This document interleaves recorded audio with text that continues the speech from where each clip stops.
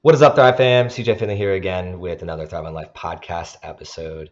And today I have a special guest tuning in from New York City, a place that is special to my heart, but it's been a while since I've been there. And I want to introduce him and then we'll get right into it. Mr. Zach Pogrob. How you doing today, Zach?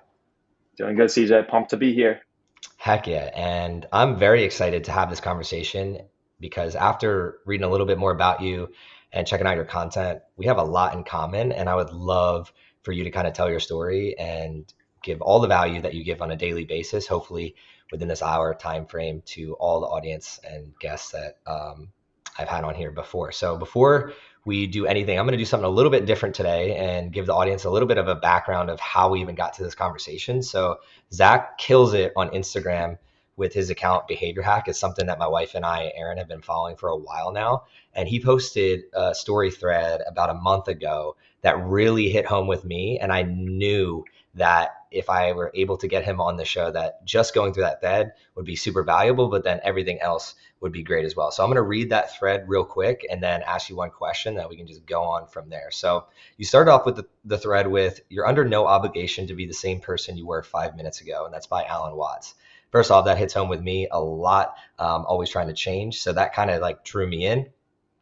And then it goes, you talked about how you've been off Instagram for a while, and then you wanted to come back with a story about where you've been, what you've been struggling with, and hopefully you wanted to help one person just with that story. And you start with, "I've realized eventually you have to choose between who you're on track to be and who you're capable of becoming. But it's hard to let go of your past self. That's who you are. That's how others know you. That's everything you've worked so hard and so long for. But the reality is the only way to reach and surpass your potential is to leave that past self behind." For me, that was 2017. I spent a decade playing soccer and doing well in school. Things were good. The story made sense. But then I got hurt and hurt again. And my identity as a soccer player became a trap holding me back from doing something more meaningful. I was on the sidelines literally and figuratively. So I quit and my world opened up. I started lifting, I built a business, I created content, I made new friends. I felt confident for the first time, and fuck, that felt good. Everything good in my life today started with leaving my old life behind. And here's an analogy. You spent 10 years climbing in a mountain. You fought, bled, and did everything to get to the top, but the view isn't what you thought. Are you willing to start over? Today, 4 years later, I'm on the top of a mountain again, asking myself the same question. And that's where I want to end. For those listening, you can go to Zach's Instagram on Behavior Hack, go to story time, highlight, and you'll be able to read the rest. But I'd love to just ask you the question of, you mentioned you're at the top of the mountain. If you could just describe what that mountain used to be, and then what that mountain is today, and how you're kind of going about maybe changing your life here in this very moment moving forward.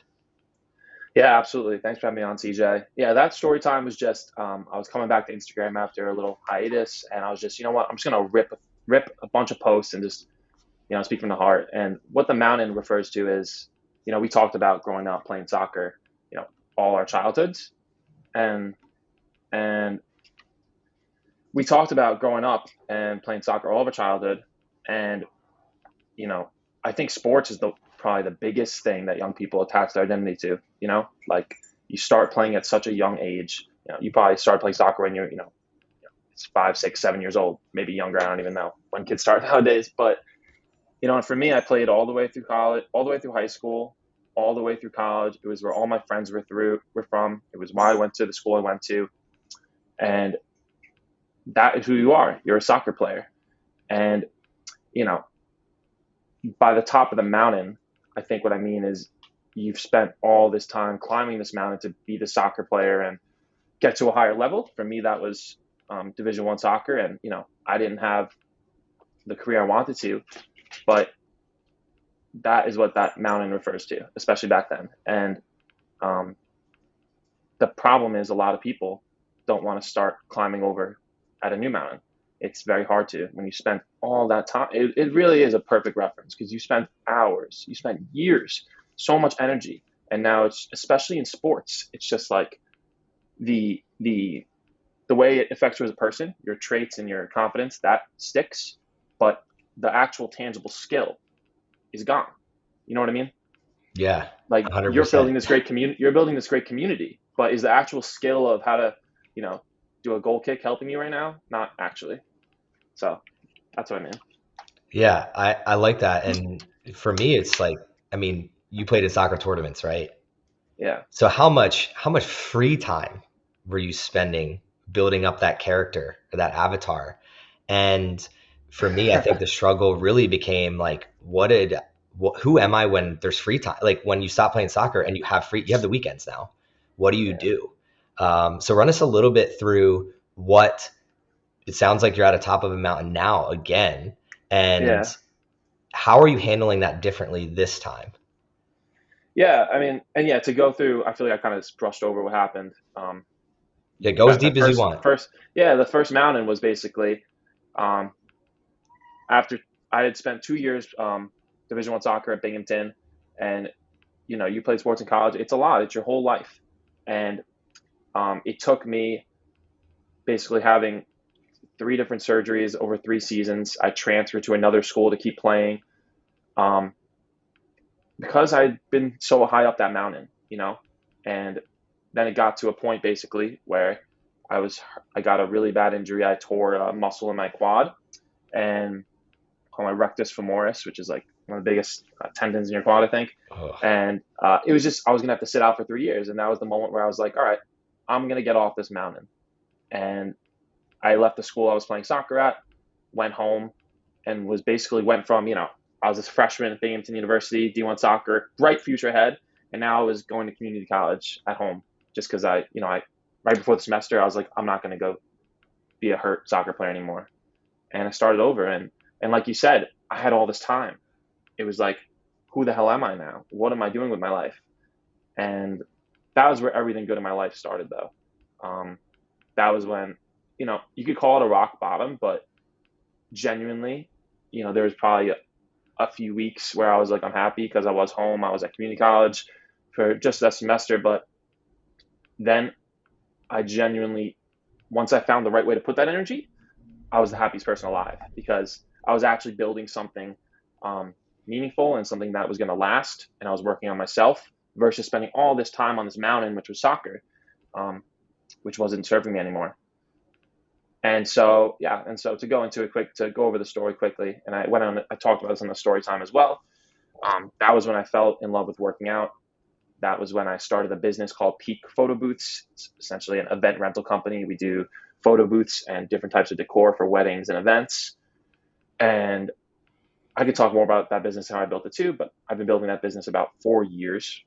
And now to answer your question, um, the mountain where I'm at now, a few years later, is that I basically have looked at my future and looked at how my business is going, which it's going great. And there's truly, you know, an opportunity for me to build a massive, massive event rental company and build as big as I want. I'm at a decision now where I'm definitely not at the top of that mountain. Like there's so much higher I could go, but I'm making a decision to start at a new mountain, um, despite it might not being what many people would do. I love that. And this is one of the reasons I actually reached out was the ending part of the story, even though you're early on connected with me a lot, like playing soccer and even the injury, like going into my senior season, I had transferred back to the school that I originally started at because they won the conference championship the year before, and I wanted to win a conference championship. So I set myself back a year just to Yeah. transfer back, continue playing, and then I tore my hamstring 2 months going into the Oh, season. And literally, I forget what they're called, but I had to use like electro stim on my leg before every game, and I'd only last like 60 or 70 minutes, and then the pain would just. So I had like basically I was numb for 60 minutes, and then eventually it would oh. just be too much, and I had to have to get taken out, and that was my senior year. Yeah. Um, and then afterwards, I really started reflecting, like, who the hell am I? And it's funny, you're in New York right now, but I was in Union City, really just trying to figure my shit out. Yeah. And we don't need to go down that path, but it just really that beginning story really connected with me. And then the second part was actually what I love the most, where I find myself addicted to starting at new mountains. And it's because I haven't really found the mountain that I want to go to the top of yet, only because I had spent 25 years playing soccer and realizing that wasn't really the mountain for me. So now I'm Yeah. very cautious of the different mountains that I go into. And I'd love for you to before we go down the path of I want to pick your brain on like Web3. I see that you're kind of passionate about that and crypto and all that. I see your new posts. And the whole goal of this podcast is to really light people up and have them talk Yeah. about what is lighting them up. But before we get there, there's something that I think you did that I feel like everybody should be doing, and that's having a side hustle. And you were in college and playing sports and figuring your life out, but somehow you came up with the idea to run a rental, photo rental business, and it's doing fairly well. And the first year obviously was very minimal. It was, I was listening to one of the other podcasts. I think you did like 7,000 in revenue or something. Um, and that's really small. And that's what hinders people a lot, is like, oh Yeah. my God, how can I start something? But what I want to remind the audience is we spent probably 30 grand a year on tuition. And what did that ultimately get you? Versus when you start a side hustle, you can make money that first year, right? So I'd love for you to tell your story of how you even got involved in entrepreneurship. Because one of my major missions, I also saw your posts about being heavily involved and you want to change the education system and add in more entrepreneurial endeavors. And we should be asking teens and kids this.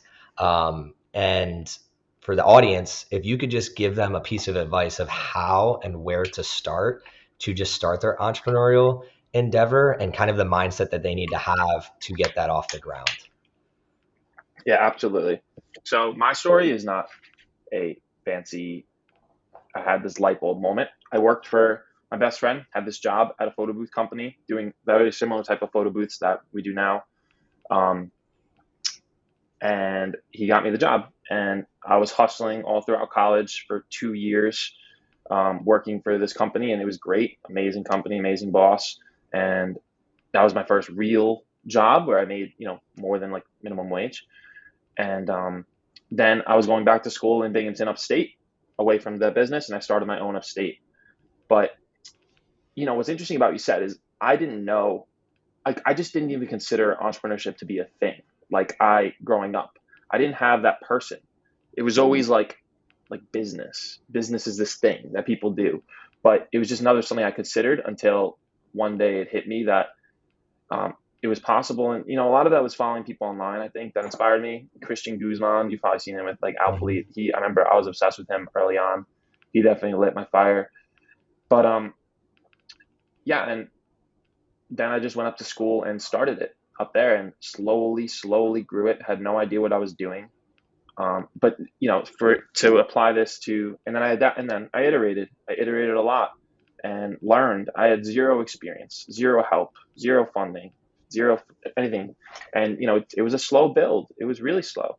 You can buy a business and build it so much faster if you have that ability, but instead I did it the long way. And that first year, like I said, I made $7,000. I was the first event I ever did, I remember it was in a frat room basement for photo booths, and I charged like $150 because I just didn't know what the fuck to charge. And that's like, a lot less than we charge now. And, How did it make you um, feel oh, like when you were there? it was the best feeling ever. Still, not the event. Like I didn't, I'm not a partier. I was just there to work. But that $150, CJ, best feeling of my life because I made it for myself. I, I built a photo booth myself in my dorm, and that is a special feeling, right?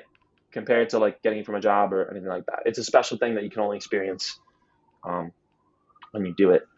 And anyway, yeah. And so I built it over time. That first year, I was nuts. I would drive 8 hours, 9 hours just to do a single photo booth event because after I moved the business to Long Island, I would still have events upstate because that's where I started the business. And I would go and drive up there, and I was nuts. But my advice for someone who wants to start a business is well, there's two things. I think if you're starting a business and money is the pure motivation, which is fine. I think that's like the photo booth is not a passion of mine. I'm passionate about providing a good service and innovating. That I definitely am.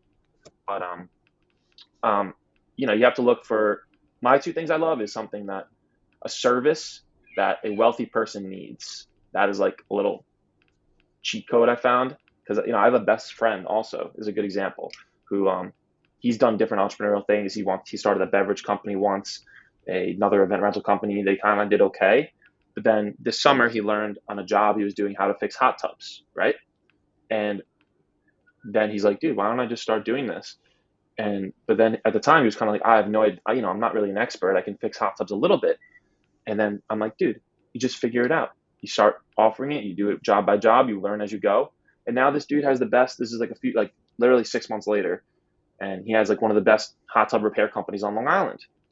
He gets calls all day because That's awesome. it's a service that wealthy people need, and it's another category what he's done, and it's what I did. It's I like to call them almost like YouTube startups, which are like I'm a as much as I'm obsessed with Web3 crypto NFTs because I truly am, and it's what I want to do for the rest of my life. I think at the same time, if you want to start a business, if you want to make money, you need to just go do a service that someone needs, and Ugly it's not that business, baby. That's what ugly we call them. business, Yeah, ugly ugly business, business. sweaty startups, and it's what I like to call like YouTube startups. You don't need to know how to do this. You just need to get someone who needs it, and then you'll figure it out. You trust yourself to figure it out. That is honestly, the most beautiful part about entrepreneurship. I think is you trust yourself. You by offering things and challenging yourself to deliver them, you really develop this amazing confidence in yourself to deliver things. Um, and that's been like the purest joy. Like we've done some fun things with the photo booth. Like we did like the first TikTok photo booth in the world, which was cool. It was just like an idea I had. Like, hey, I built this photo booth. Why can't I like hack it together with TikTok and make this unique experience? Didn't exist, but I That's was awesome. marketing it to people, and then hustled and created it, and people loved it. And that's a cool feeling. Yeah, the cool thing I like is I didn't even know that you had this business until I started doing research, like because I follow your Instagram, Yeah. and it's one of those things where a lot of people don't realize that you can work on a business rather than in a business, and you can set it up to like these YouTube businesses will be you at first, but Yep. it's tough for people to see like down the line where it's not necessarily you anymore, and you could put people into that system, and then you can go onto another mountain. Yep. And there's a book called Start at the End, and I'm a big, being a systems engineer, I'm a big guy of like, let's go to the end first and then reverse engineer down. When you first started the rental business, what was in your mind? Did you have a plan of like, I'm going to do this for a couple years, see where it goes, or I'm going to do this for a couple years to make some money and then pivot? What was kind of going through your mind? Because I think that the thing that a lot of people struggle with is they're like, you mentioned it wasn't your passion necessarily. They struggle with, oh, if I do this now, I have to do this forever. That's kind of their mindset. So they Hmm. take forever to choose something and they just never choose. But what caused you to kind of like pick this thing, even though you weren't passionate about it? What was in you that I think could help a lot of other people? Yeah. The passion thing is tough for me. It's like what I'm doing now, what I want to do next is something I'm passionate about. But there and there's some people who say, you get good at something, you become passionate about it. I'm not a big believer in that all the time. Like I'm still just not that. I don't love going to fancy events, But I think that.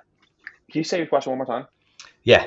So one of the things I think that inhibits people from doing what you did is Yeah, they're like, you become the photo booth guy, and that's what they're yeah, afraid not of. passionate Rather, about it. yeah, rather than being like, no, I'm building this business, I'm working on it because I know it's going to be a ledge Yeah, to my yeah. next future. I remember I went off in like a mental tangent. Yeah, when I started it, there wasn't a long term picture. I don't, and from what I remember, it was a long time ago. I just remember that I had this idea that I thought could work, which was at the time it was there was nothing going on in Binghamton. Like it was kind of stupid to start an event company, but you know what? I was able to hustle and get like a full week of events, like 7 days, 7 events a week up there before I left. And so I don't think there was that long term view. It was just, you know what it was? It was I knew I did not want to work for anybody. That was it. That was the one thing I knew. I couldn't like Gary Vee says this one thing. He's like, true entrepreneurs would rather die or couldn't would rather be homeless than work for somebody, Facts. which that is 100% me. Like I've done that. I've moved home. I've lived at home a lot of my early 20s because I've only moved out a few years ago because I was putting thousands and thousands of dollars a month into my business, you know. And even now today, what I'm doing now is a version of that. That has been my biggest strength is which a lot of that comes from soccer and failing, and a lot of that comes from growing up and being having social anxiety is just there's a gift of when you're a loser earlier in life, it really helps, or a loser, like you feel like a loser, it Hmm. really helps you do your own thing and just not give a shit what other people think, um, which relates to the mountain thing we talked about earlier. people don't get off the mountain because they Mm. care about the people on the bottom taking pictures of them. They care about people looking up at them. Versus me, I just never cared. Even now, I don't care. Even today, like I'm giving up a lot of money, short term, to do something separate from the photo booth. Versus if I just put 100% of energy into the photo booth and bought cars, bought nice houses, but it's not something that matters to me. To answer your question about the passion, because I just went completely off tangent, No, was this is all great stuff. yeah, it's my view of it is it depends on your situation. If you're a kid and you don't need to make money, go do your passion. But if you're an adult and like for me, my biggest fear, because I was gonna go, we can go in this too, but after I stopped playing soccer, my new thing, because this was what was valuable to me at the time, was I'm gonna go to med school, I'm gonna be a doctor. There's another high status thing I could attach myself to at the time and feel good about, despite not really being anything. What are you when you're pre med? You're nothing. You're taking pre med classes. That's it. But you have a label of pre med, which I loved. Oh, I'm pre med. Oh my god, you're pre med. And so it's true. And so um, Oh, it's 100% true. yeah, Where did you grow I up? Long Island. Yeah, so You I'm got I'm it. from from Jersey. It's Yeah, 100%. Like you know. everything is titles and Yeah. what are you attached to rather. What were you ever asked as a kid, like what do you love? Like what do you love to do or where do you want to go? No, No, like they don't no, ask no. us that in school. I Yeah, I it's I got to my senior year and they were like, your scores in math and science are good. You should be an engineer. And I already had the pressure of becoming an engineer because my dad's an engineer. It was there you never go. like thought through like, damn, CJ, you're really good at sports. Like I was just naturally good. What Yeah. type of degrees or like I technically should have been in health tech, and that's where I kind of sit today, where I'm partnering in companies. I'm wearing Whoop and Aura Ring and doing all these things with health brands, and I could have like now looking back, I could see that as a kid, like what was I willing to do after hours alone, and that was practice. I was good at sports because I just put in more Mm, time than anybody else. So the question I have for you now is what type of time commitment were you putting into not only run your business, because I think this is where running a business and getting better at entrepreneurship is two different kind of ball games, because there's a lot of business owners out there that are not good entrepreneurs. How did you kind of start learning the branding side and learning to become a better entrepreneur? Like what were your tips and tricks in the beginning? And for me, I know it was predicated on, I loved your story of the hot tub, your friend, because I was forced to grow because I didn't like, I would go into these meetings with people and they would be talking gibberish. I had no idea what they were talking about. So I would Google it and then have to read a book or take a course or do something else like that. What did that yeah. look like for you? Yeah. So you get that is a hard skill to teach. I think the ability to adapt like that on the fly and trust yourself to figure it out. For me though, um, I've since I basically really since I started that business, obsessed with learning almost, and to a fault, many times to a fault, where I excuse me, I genuinely would if I had nothing to do, would sit and read all day, and I would be happy doing that. And so that is the only reason I had any. That is truly like not the only reason, but a huge reason I had the success I have with the photo booth. Because it taught me, how to position certain things, how to price certain things, how to do better emails. Um, there's that. That's a huge thing, and that's hard to teach. Also, the ability to learn. Like my friend who's doing the hot tub, and he won't mind me saying it, he's not a big learner. He doesn't read business books. He doesn't listen to podcasts, but he's crushing it more He's a than doer. most of the people who are doing the podcasts, because he just went out there. But he learned so much for on the fly for his business. He's learning so much every day. So he's learning in his own way. And so you know there comes a point where and this is something I posted about yesterday too, because it's something I struggle with too, especially now, because I spend a lot of time learning about Web3, crypto, NFTs. There's so much, too much to learn, and yeah, so it's a balance, but that's what helped me. And then there's the other side, which is this is the one that's really hard to teach, I think, which is watching what works. Oh, I'm starting a photo booth Mm. company. Why don't I reach out to 10 photo booth companies and see how they write their emails to me? when I pretend I'm a client. You could say that's a little unethical, but it's not. It's And it's not. you're Yeah. doing research. They should be doing the same thing to you. Yeah, and I'm sure they are. And then, I'm gonna get on the phone and see how record the conversation that they have with me while they're doing sales, and pretend that okay, so me calling a company saying, "Oh, I have a wedding coming up. I want a photo booth," recording what questions they ask me. Hmm. That is hard to teach. That helped me a lot. That skill once I figured that out. And yeah, I what I'm getting from this is don't recreate the wheel. Like there's like especially with your business, like there's other people doing your style of business. They just didn't have Zach's flavor. And that's where yeah, like a lot of times I'll reference in entrepreneurship like ice cream because there's a lot of ice cream shops and they all do well. Well, it's ultimately because they all have their own flavor. They all make up their own flavors or come up with new things. And yeah, that's where if you're listening to this episode, you don't have to be flashy with your first business. Like, and that's where I also think that stops people is they think they have to have a brand new idea versus like for me, my entrance into entrepreneurship was literally personal training. And I love how yeah, you talked about something that wealthier people need. So for personal training, there's like a two pronged approach. Like there's a lot of trainers that they don't take the approach of going after clientele that can afford. So they end up like driving around and just like wasting a bunch of time servicing people that don't ever make a change. But yep, for me, the connection was always I was in the corporate world, so it was people that had some extra money to spend, but they were sitting at a desk all day, so they were gaining weight and losing their health. It was an easy transition of like, oh, this is I could sell myself into this.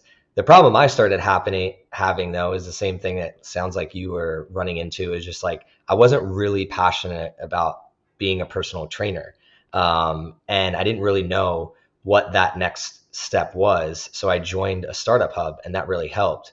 And for you, the thing that I'd love for you to share is who are the types of people, because you mentioned reading, but who are the types of people that you have looked to, or do you have a mentor? Do you have people that you reach out to that have helped you in business? Like, what have you done in terms of like your community to level up, not just your business, but as a person?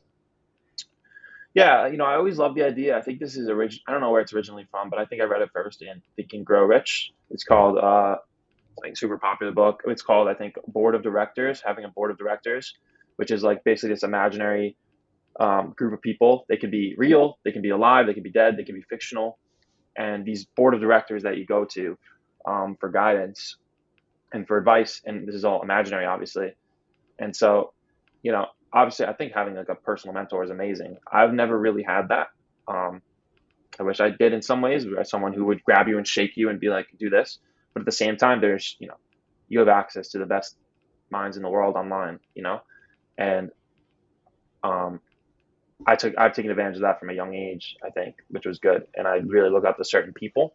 That's changed over time a lot, just based on different things that I've been interested in. Like I said, it started out with Christian Guzman.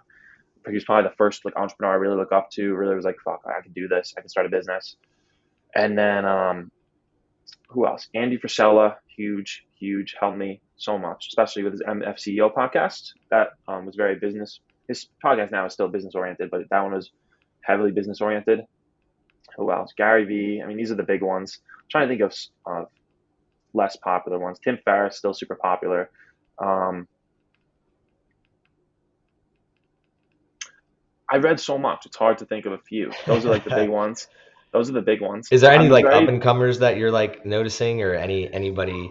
So what I'll say is, if you're interested in technology, and I think Twitter is where you have to be. And I was not there for a long time, to be honest. I was mostly on Instagram, which is why I have a lot of my audience on Instagram. But the last few years, I actually genuinely believe the best information in the world is on Twitter and in Twitter threads, because you know why? There's no friction between the creator of the idea and the idea itself. It's you quickly type it. I agree.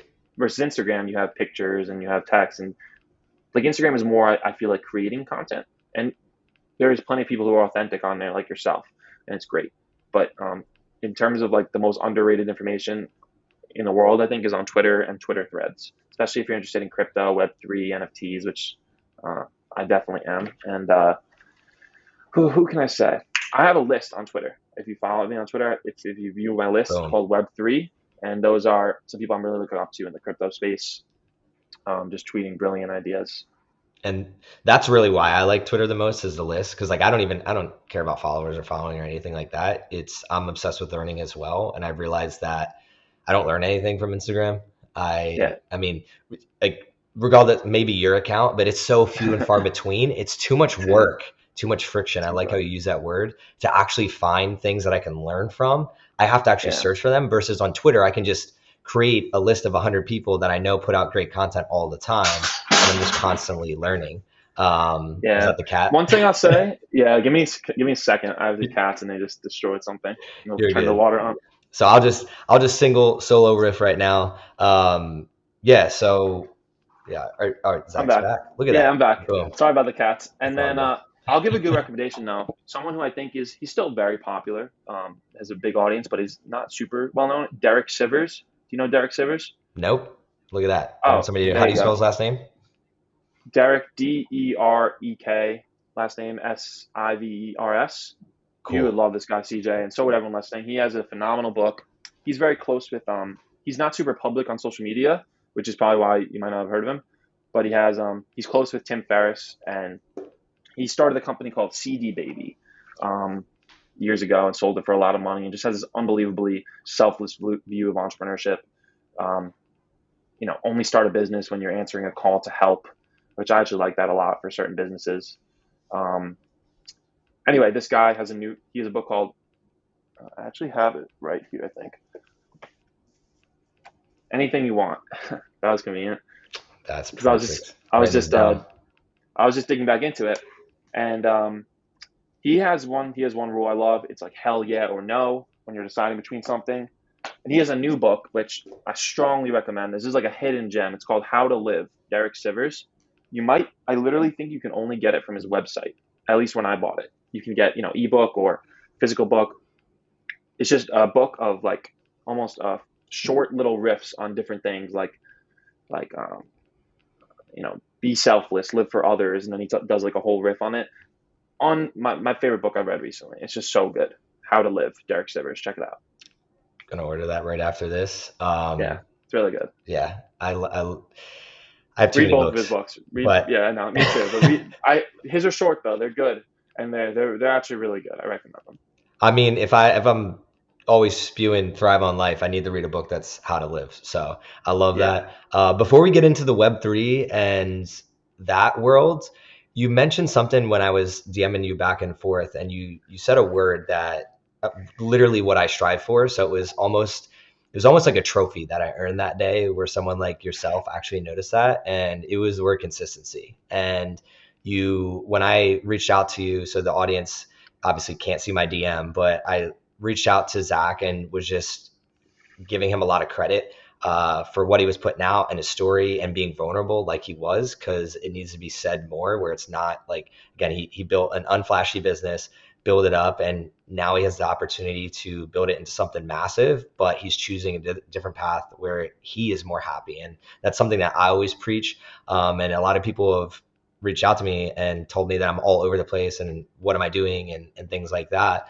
At the end of the day, it's me seeking happiness. But the one thing that has always been consistent is me just being vulnerable and telling that story and being consistent with that.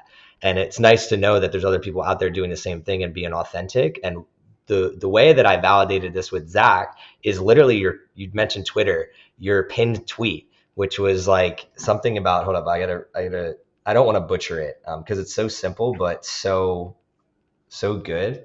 Talks about helping others. It's literally, hold up, reloading, how to make it, help other people make it. And I love that because at the Thrive, when it started, like we came up with a slogan, strive together, thrive together. So it's always about like, we all have our individual goals, but we can help each other hit those goals together. The consistency though, to do that is what really, really is tough for a lot of people. They'll come up with an idea or a business and they'll do it for a day, a week, a month, and then it falls off. For you, I went back and scrolled all the way down your Instagram. It's been since like February 25th of 2019 or something, or 2018, that you've posted like a ton and you just consistently been putting out value. How did you just turn that switch on? because you went from obviously zero, you didn't have Instagram, to like turning the switch and just going. What are your tips for people that are at like almost step zero right now? You have to, yeah, it was definitely a switch where I was just looked at it one day and I'm like, I'm gonna do this and I'm not gonna stop ever until I decide like I've done it and that's it. Which hopefully if that's many decades from now. But it was just a decision that it mattered, and it was a few reasons that caused it. One was just I was always inspired and almost obsessed with people like Christian Guzman, people who had these audiences and the power that they had. Not the power, but it is power. Like, and Power this to make applies to change. I get what you're saying. power, yeah, power to make change, and that applies to any audience you have. I'm just obsessed with this idea, and yeah, for your question, being consistent definitely has to be something that you can do consistently. Like last summer or 2 summers ago, I tried to make this like YouTube documentary, and it was okay, but it was like I felt that like I can't do this consistently. I'm not going to publish. I didn't post it. I didn't finish it. I was like, this is not a long term thing. And so you have to have that, intuition with yourself, I think. That's one thing. And That's then so just good. doing something every day. I'm a big fan of the everyday principle. I really am.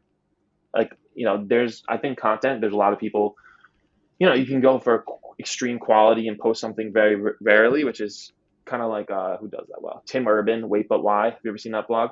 Nope. Writing it You down. gotta check that out. Unbelievable. He has an amazing series on Elon Musk where he like breaks down his mind. It's called The Cook and the Chef. Wait But Why blog. So he just posts these. They're like books almost, but oh, it's some of the best right on the internet. And then you have people who are extremely prolific. So this would be like a Gary Vee. And Gary Vee. He posted. I went there. I got to shake his hand, which was cool. He well, really we dapped up, but anyway, he hosted a Hey, it there's matters. yeah, there was a NFT. I didn't want people to think I'm like a formal guy, The but details he matter. yeah, he hosted this surprise wine party in New York City the other week during his NFT conference, and this guy has such an influence because he's provided value to people for 12, 13, 14, 15 years that in 10 minutes he filled out like an entire 2 city blocks waiting to meet him. Like that's fucking crazy. And yeah, and it's tough. Consistency is hard to teach. You have to do it every day. I think you hit the nail on the head with the word intuition. I'm a big word guy, like, because words, you can create themes, and then like the themes you can repeat in your head to just keep going. It's Sure. why I have literally never give up tattooed on my rib cage, and a couple other words tattooed on me. It's just like a reminder every day. And I like the everyday principle that you mentioned, but the intuition to understand what you yourself can do every single day. And I think a lot Mm, of people, and this is where social media has the negative side of it, where we fall into this comparison syndrome, and we think we need to be doing something every day like somebody else is doing. Rather, mm, like, let's take fitness for example. I see you're into fitness as well. Like, you can't do a workout that you don't want to do every single day. Like, you got to start with, okay, yeah, just if walking makes you happy, walking on the water, like we're in Austin here, Lake Austin. If that's what you have to start with, that's where you start with. But do it every day. Like, start with yep, something that you can use your intuition to understand what are you going to do every yeah. single day. And The other side of it. Sorry to interrupt you. no, you're good. Keep going. The other side of it is like I think I tweeted this yesterday. It's like craftsmanship is half work ethic and half work iteration. I don't know if work iteration is even a thing, like a term, but I made it up. Like if you look at my old content, it is so different. I call it bad, but it's so different than what I do now. And that's the other side. I think people get caught in the trap of just doing something every day and it doesn't work, and then they give up after a few months, years. The way it works is by iterating every day, and that's the invisible part. That's what people don't see on social media. I mean, you see it over time, but um, and yeah, and even today, I'm still iterating a lot. Instagram is a tough platform, very tough platform to grow on now. I'm not 100% focused on it just because it's very not it, and this is why another reason why I'm so obsessed with the Web3 stuff is it's just not tailored to grow organically anymore if you're a certain type of creator. And so um, even now I'm iterating. I'm spending a lot more time on Twitter trying to figure out how am I going to grow an audience there. And so the iteration piece is big, if not more important. I love that. And I actually scrolled down, like I said, and looked at your iteration It's over so time. different. Yeah. Yeah. I wouldn't call it bad. Like, man, you started off It like was just kind of on cheesy. It was step 8 out on of what? 10. Yeah, it was just like cheesy. Like I started it because I saw these pages that had these infographics blowing up, and I'm like, I can do that. And I learned later that a lot of those were like fake followers, ads. But It's funny. So I yeah, actually tried to buy, you mentioned like buying businesses, and yeah, I saw a guy that started one very similar to yours. And this is going back like 2 years, and PayPal kind of screwed me over and messed this deal up. But um, I, I reached out to him and was like, how much would you sell your account for? Because I could tell he kind of didn't know how to monetize. He was doing when you first started where you had like those 6 icons. the pictures, yeah, Yeah, I saw a guy doing that. I was like, oh, this is a great idea, and I know how to monetize. So I reached out to him, and I think he was going to sell it to me for like $300, which is a huge steal. I think he had like 100,000 followers or something, and pretty good engagement. And like the PayPal business one where you have to like hold the money and whatever kind of like messed up and waited like a month, and then by the time the month was up, he was like, I actually changed my mind. Just random that's side funny. story, but like it's No, cool to I bought see. pages too, though. It's a thing. Like Yeah, it was bigger, I think, a few years ago. yeah, How many because people were doing it? now I like how you mentioned like we're moving into this new phase. It's interesting because Instagram is just trying to be TikTok. Like reels, I'll post. My most viewed reel was literally me just like taking a video of the sunset and the sunrise, and I'm just like, man, this is like It's funny, that. There right? was no thought between that. No, like I used to have to like create, and now Yeah. you don't even create anymore, and that's where it's frustrating. But No, yeah, you'll get like you'll do all this time, you'll do an amazing podcast, you'll have an unbelievable clip, but then the sunset clip will get more yep, views. It's yep, funny. 100%. Yeah. But going back to following your passion and following what your what really lights your flame. Sure. That's where I connect a lot with you. Where the podcast is my thing. Like I'm gonna go do Yep. this for decades, and it's a long play, and that's where I like it because I have no idea what Web3 really means. So now I get to ask you, what is Yeah. Web3? I mean, I've heard it on Tim Ferriss, just had a couple guys on, but I'm still like very newbie on it. So for our audience, if you could just describe what Web3 means in general, and then kind of like what Web3 means to Zach and his future potential with his brand and what he's creating. Yeah, sure. So it's a lot of things. The definition I love, and I can make this simpler too, because there's some words in here. It's by a guy named Packy McCormick, who has a great newsletter called Not Boring. Um, it's called the Web3 is basically the decentralized internet. So it's built with technology using blockchains, which is what Bitcoin. You've probably heard of Bitcoin if you're listening to this. That's what Bitcoin is built with. Web3 is internet owned and governed by users, orchestrated with tokens. So what does that look like? That looks like, let's call Instagram. Let's call a decentralized version of Instagram, and let's call it cryptogram. All right, which is not a real thing, but actually it might be. But It don't might go be. buy this or look it up. But this is you getting tokens, which a token can be something technically, the ETH you own or the Bitcoin you own, that's a token. An NFT you own, that's a token technically. And this is you being rewarded for the effort and the value you provide to this network, like Cryptogram, in the form of tokens. And those tokens enable you to not only own upside in the company, the project, like a stock, but also make decisions on behalf of the company or project. So let's say Cryptogram wants to add video, but you don't want video. You get to make a vote based on how many of these tokens you have.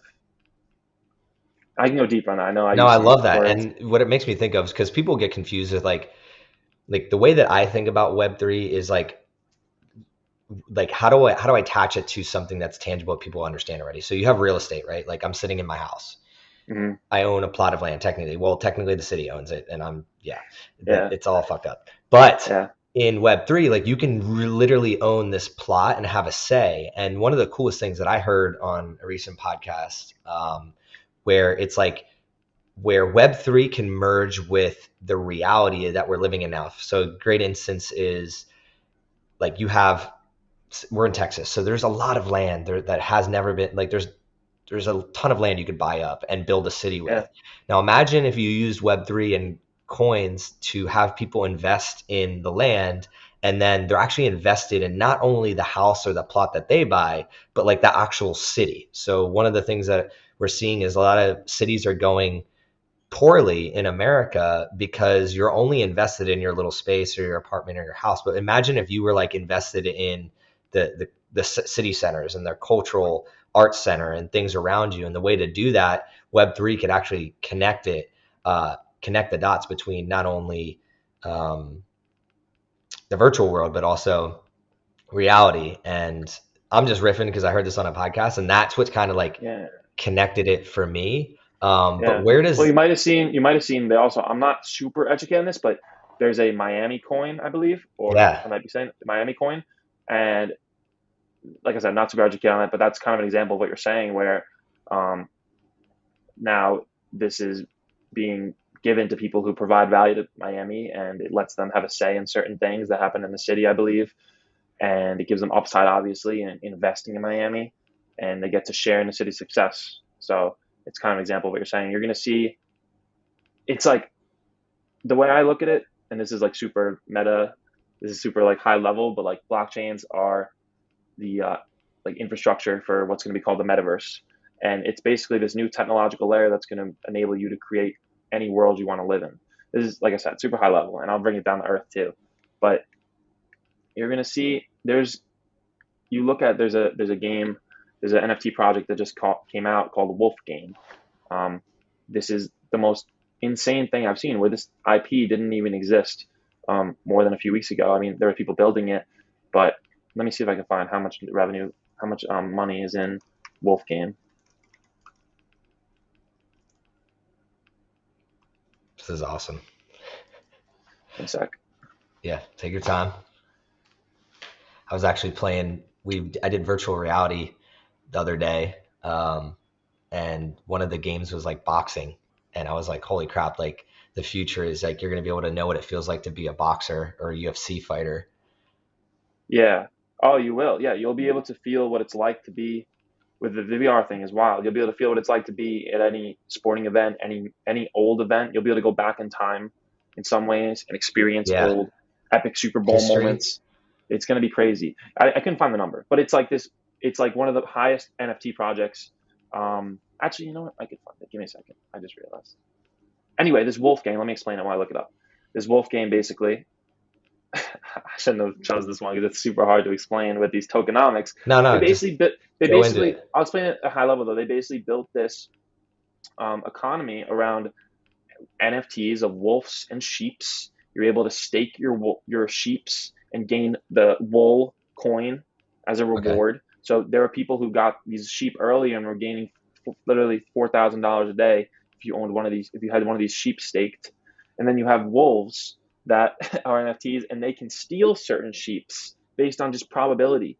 And this is like now an economy. This is like a world. They're offering now like land where you could buy in the Wolf game. Just look it up, Wolf game NFT. So it's And essentially like Fortnite for adults. it's like Fortnite and like Farmville. It's almost like Farmville. And it's gonna be like these types of things are insane. You'll be able to build your own economies, and that's like the most insane. That's an insane example of Web3. No, I mean it's the future where it's people are either for or against it, obviously, and I like to I'm a huge optimist, so Yeah, I look at like the areas of the world where it could have the most positive impact. And like when I mentioned the VR, because like I had to work out, like it was a workout, but I was like I had a headset on. It was really right. interesting because like, and then we did a zombie game, and you're running on a Omni treadmill, which means it like goes, you like get attached to this thing and you're Oh, like that's cool. turning around, right? And afterwards we realized that there was a $2,000 cash prize for the winner, and we were sitting in second, which is 1,200. And I Hmm. started thinking, I was just like, well, this is kind of merging worlds of like you have the gamers and the people that are sitting around and maybe not the healthiest, but now they're getting into this world where virtual reality allows them For to sure. be healthier in reality, but then also doing what they love to do. And for me, I thought about it in that way is because like as a personal trainer, it's like I don't want to tell people to do things that they don't like to do. Like I'm preaching follow what you're passionate about. So if you're a gamer or if you're in an industry that's like sitting at a desk all day and stuff like that, it's how do we use Web3 to be interesting enough to you where you're also becoming a better person. So that was another thing that I kind of thought through with It coins, will be where it's like big. It'll be big. a health coin is really what one of the business partnerships I have is in a health lounge here, and we like to spread media and education around like how to be truly healthy. It's called How Do You Health, and one of the things we've talked about a lot is how do we create a health coin where people earn a stake by leading better lives and then helping their communities lead better lives. And figuring out that whole insurance problem. And the reason I'm going down this is just for anybody listening, like you can kind of hear how there's so many different ideas and different ways that this is valuable. But I would love to know, just from a personal standpoint, what are you doing right now in the space? So like not Yeah. future, not meta, not high level. Like what are you doing right All now right. to kind of have an impact on your life and your brand? Yeah. So okay. So right now I'm still playing. I'm still learning and playing a lot. I've really only gotten really deep into it, I'd say midsummer, where I realized like this is gonna change What every does playing single. look like? Just so somebody, Playing is trying different projects, trying different protocols, a lot of collecting of NFTs, learning about NFTs, playing around in NFT discords and communities, um, and always just trying things. Something I've learned is that a lot of times the scams, if it looks like a scam or it looks too good to be true, it actually is, because crypto has technology that literally is too good to be true. Like a good example of this is, um, so there's two examples. One is this wolf game that just came out. You have to look at it's just nuts. The numbers and these wolves and sheep. It went up to like a 6 ETH floor, which is many $1,000s. And I don't even know what that is right now. Six is like over $30,000 and way higher than that. Anyway, um,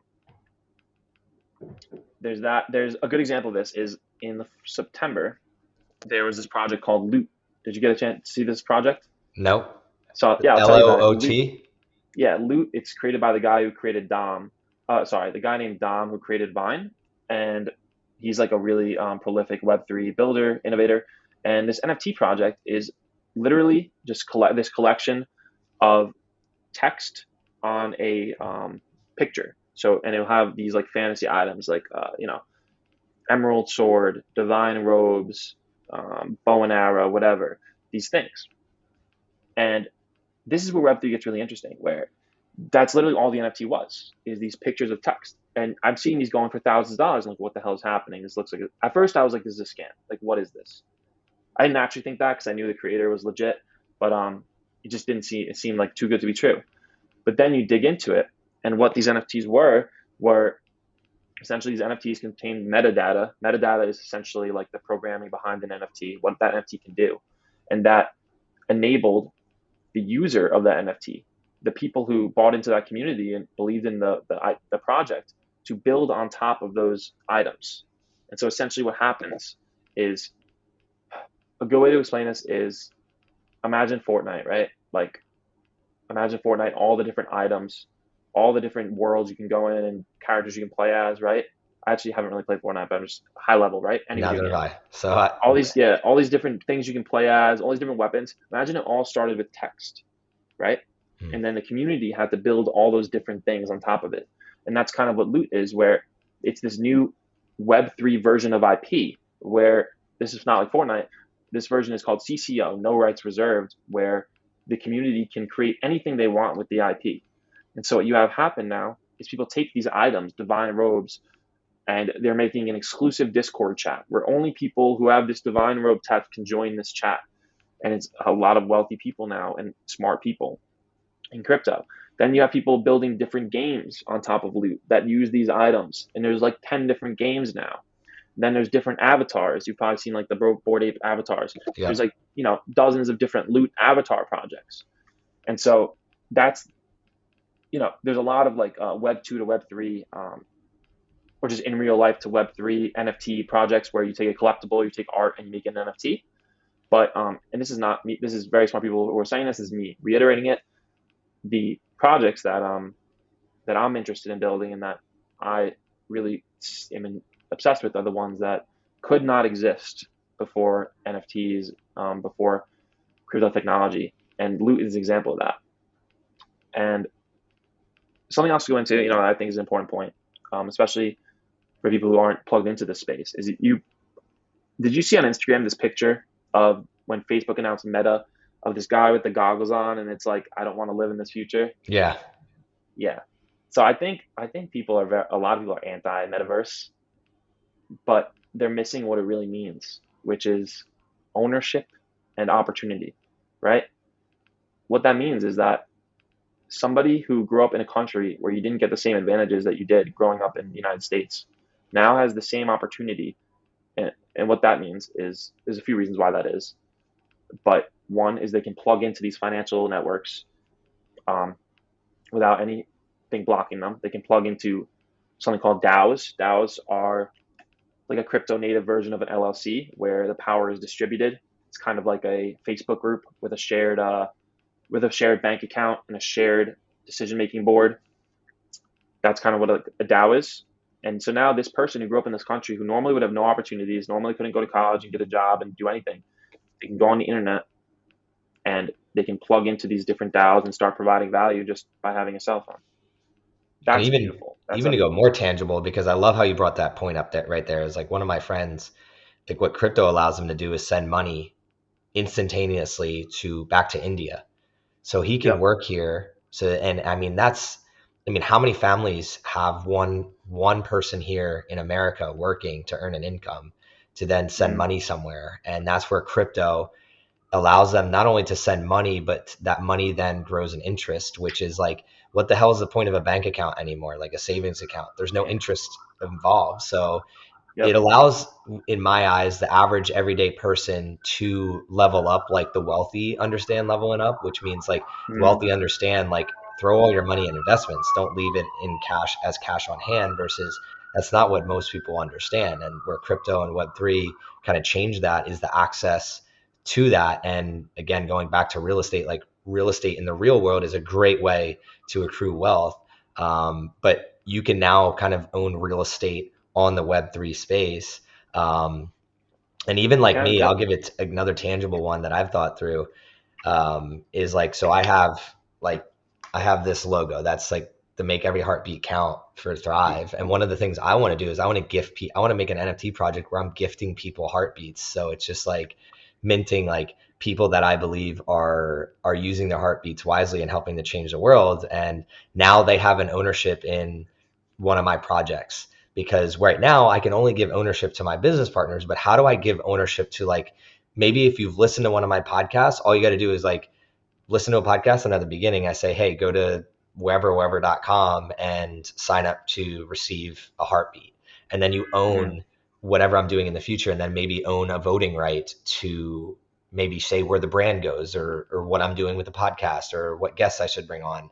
So yep. that's another tangible one I've thought through. But where does the last question I have for you before we wrap up, where does behavior hack meet Web3? And this is so I can kind of connect the dots of like where you're at right now and what you're posting right now, both on Twitter, Instagram, wherever else.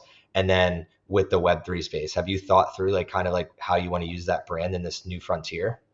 Yeah. So one important thing, and this is not of your at all your fault because I haven't. It's not super obvious. Is I'm taking a lot more personal approach to the page where I'm kind of going to get away from the Behavior Hack name, the Behavior Hack brand, um, which isn't obvious, which is why you said it, and I'm glad you said it because it's like a wake up to me a little more that I need to keep going. Sell it, bro. Um, yeah, no, I'm just saying, no, it started. My face was not on the page at all, and it was Behavior Hack everything, and I was selling. I sold Behavior Hack merch for a while. It did pretty well, and it just changed my priorities where content became something that I cared about having under my name. And since I've done that, I've enjoyed it so much more. It's been so much more effective. I've met so many more people like yourself, and Have like you, if I that have was to cut you if off. that was Have you read Naval's book, or the book that someone yeah, wrote about his yeah. tweets? Um, Yeah. One of the versions talks about productizing yourself. And when I saw you switch to Zach and your last name, it immediately reminded me of like, I mean, I believe you're going in the right direction, and Naval like kind of validates that throughout that book. yeah, and so my plan is, I mean, my plan with Web3 and everything is, I'm in a very good situation now, I think, where I have a business that's doing well. It's still growing sustainably, and I don't have, obviously, I want to make money. I want to provide value to people, but I'm not desperate. versus when I used to be. And so I have time to be thoughtful, but at the same time, um, obviously I don't want to just think forever. So my plan over the next few months and hopefully years is, and I've already started a little bit, but I want to go very deep into Web3 and crypto content in a way that, I'm exploring the space and sharing that knowledge with people, and use that to build what I think will be a really cool type of umbrella company where I have different NFT and crypto projects, as well as an agency where I get to talk about people and brainstorm ideas for people. I mean, like you yourself, you're already educated. You could launch a really cool NFT project and grant your community utility. And I guarantee you will one day soon because you have a community. This stuff is going to be most powerful to people who have communities. It's going to change everything. That's what NFTs are. They're community. It's giving power to the people who supported you. I mean, it's wild. You have these brands and you have these diehard fans, and the fans have only made expenses. They've gotten value from brands. They've gotten value from media and IP. They love it. But think about how much time a Star Wars fanatic spends on Star Wars. How much Yeah. time they've spent writing fan fiction and going to conferences and hosting their own meetups, right? But now that person who's obsessed with Star Wars will actually own a part of Star Wars and benefit from the upside and be able to monetize and own upside in the value they create for that media. And so And for any type, for that point, it allows me to be a better business owner. Like, yeah, because if someone were like, yeah, I want to invest in your NFT or invest in this, it shows me who to really spend time on and who to like invite to the Thanksgiving dinner table yep, and send a card. And that's a major struggle of being in a business, is understanding who your best customers truly are outside of like money, because like right, anybody can spend money, but who are your diehard people that you want on your team. And this, I think, yep, another Web3 crypto allows for you to see who those are. And that's why I'm very excited, because I just love giving yeah, back. yeah. The other reason I love that, that's why you're going to win so much, especially with that. You're going to win regardless of NFTs because you care about other people, but the NFTs are going to put that on steroids.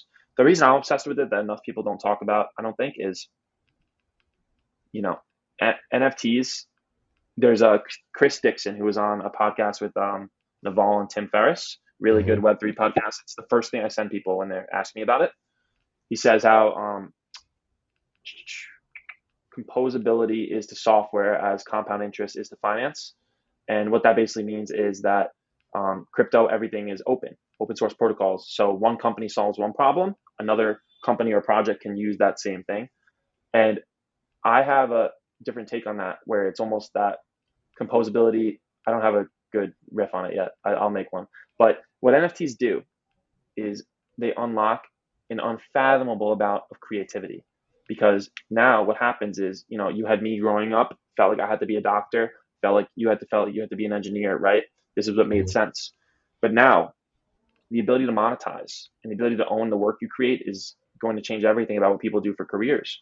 Because, a few things. I posted like an insane stat the other day where an NFT, a creator selling an NFT, this was when ETH was whatever, 4,000 something. It still is, I'm sure, in that range at this time of recording.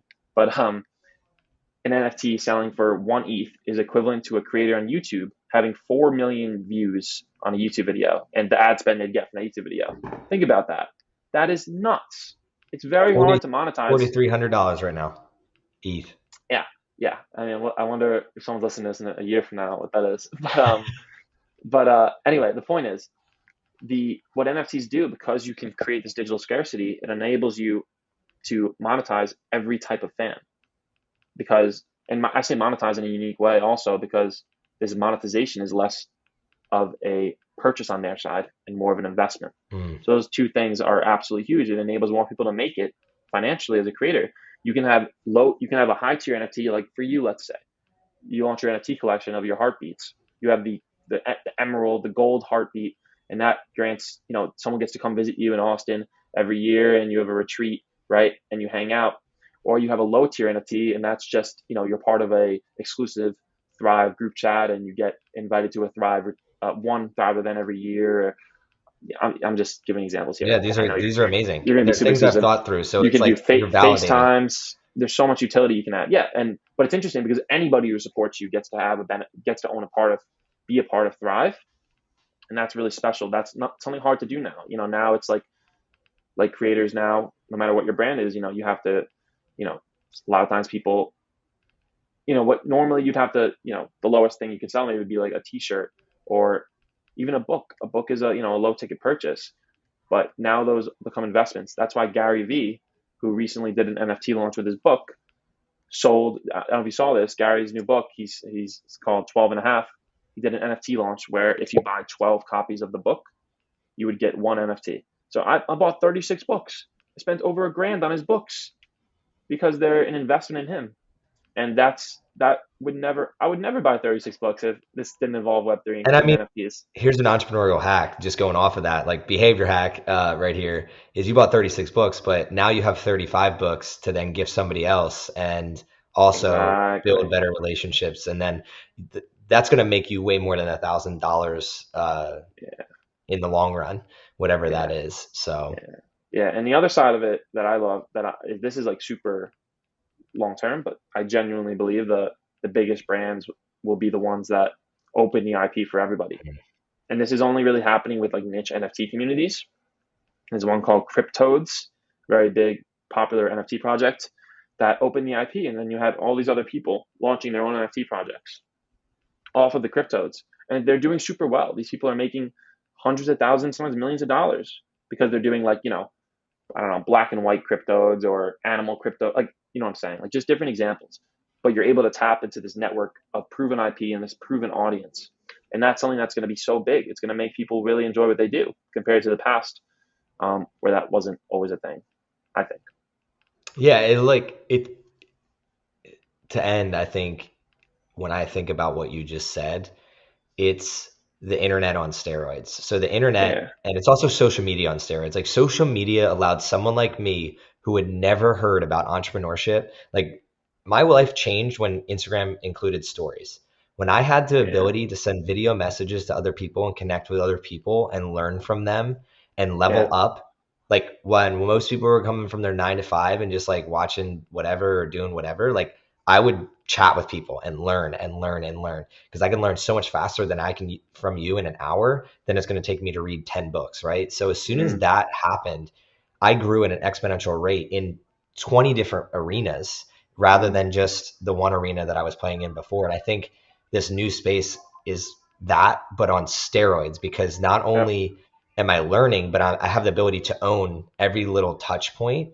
And mm-hmm, I love the word that you use there, where the things I'm owning, others are invested in. I'm not just the guy at the top where everybody else kind of gets defeated. I'm the guy kind of just climbing to the top. And every time that I get to a new step, whoever invested in me also gets to a new step. And that's what we're really missing in this world is like, yep, even with my accounts, like if I grow, like how do I bring that value, my value of my growth to other people that have helped me over time? Like it's hard right yep. now versus what you're mentioning makes it a lot less friction for me to do so. But unfortunately, I'm already over time with you, and I'm a You're big good. stickler on keeping the time because I don't want to waste anybody's time, and I just very appreciative of you spending it here today, and I can already feel another conversation coming in the future where I'm thinking about maybe I'll fly out here to Austin, Texas. A year from Hell now, yeah. we'll look at where that ETH is at that point. But to end, I always kind of do it in the same way where I want to connect you with other people that are listening right now. So, who are the best types of people?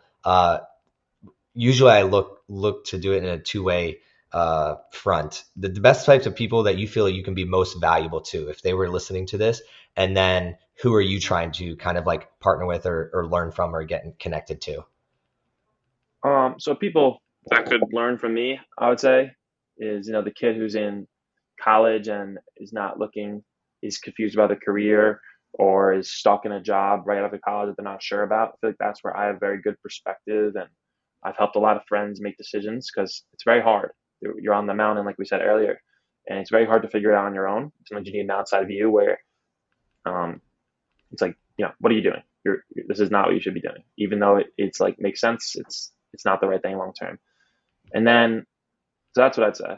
And then also people who are curious about Web3 from a not a trading type of view. I'm not interested in that really. Okay, I'm interested in it. I want to make money. I want to make good investments.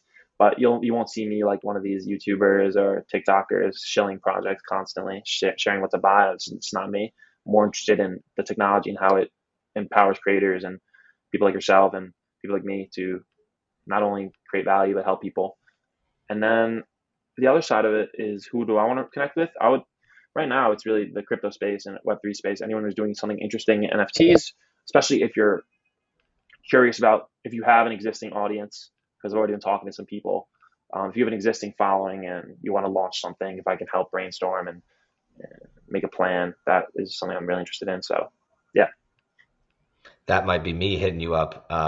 My one of my the guy who helps with a ton of content. He's a beast at video production. He is really involved in the crypto space, and it's yeah, one of so his that's great. passions. So I'm probably going to connect y'all and see It's where great. that goes. But the last question I always ask everybody, actually, before we get there, where does somebody connect with you? Where's the Yeah, best sure. place? Right now, on Instagram, it's at BehaviorHack, BehaviorHack. I know European spelled a little different. On Instagram, it's at Zach Pogrob, ZachPogrob. If you don't find the Instagram, it might be at Zach Pogrob, same spelling, because I'm probably going to be changing it in the next month or so. And that's really it. Love Nothing to it. sell you. And last question. I pulled the trigger too early there a second ago. What does thriving mean to you? So if I were to ask you, if you hear the word thriving, what is the first gut reaction? Yeah, for me, it's like a slogan I use. Sometimes it's take the hard route, and that's what I believe more people should do. I believe we're all happiness is, but that's for me. That's not for everybody. But for me, the happiness comes from doing hard things and really trying to do something difficult that is not easy. And so yeah, that's what if you're stuck between two options and you're looking to thrive right now and really feel that, take the hard route. That's it. I love that. That is a new one. We sometimes get repeats of what people think, but I have not heard it, and I'm a believer in that. That's how Thrive even started. So it's a good reminder. At the end of every show, I talk a little bit about what my biggest takeaway was, and for you, it was kind of easy when you hit on that word intuition. I think it's not something that a lot of people are born to do, listening to their intuition. We're so caught up in what other people think, what Instagram thinks, what our parents think, what our friends think, and we kind of lose that natural intuition. So you have me really reflecting on this episode, and when I go off into my day, starting to lean more into that intuition. I love the fact that you are doing so with your brand and really leaning in towards, I mean, you can go so far with Behavior Hack and then Peak Rentals, but you're kind of choosing your intuition and a new mountain. And I think that's really inspiring and motivating to people like myself and anybody that's listening. So again, I really appreciate you, Zach, for spending this time. If you're listening to this episode, please connect with him. He just mentioned his Instagram account. And if you can help me out and just go to Apple Podcasts and rate and review this, it's the best way to get Zach's story and all the value that he's providing out there, as well as get the Thrive Show more views and more listens from people like yourself. And that's what we're really trying to do, is provide free education and grow the community. So until next time, as always, I love y'all. This is CJ Finley with the Thrive on Life podcast. Thrive on.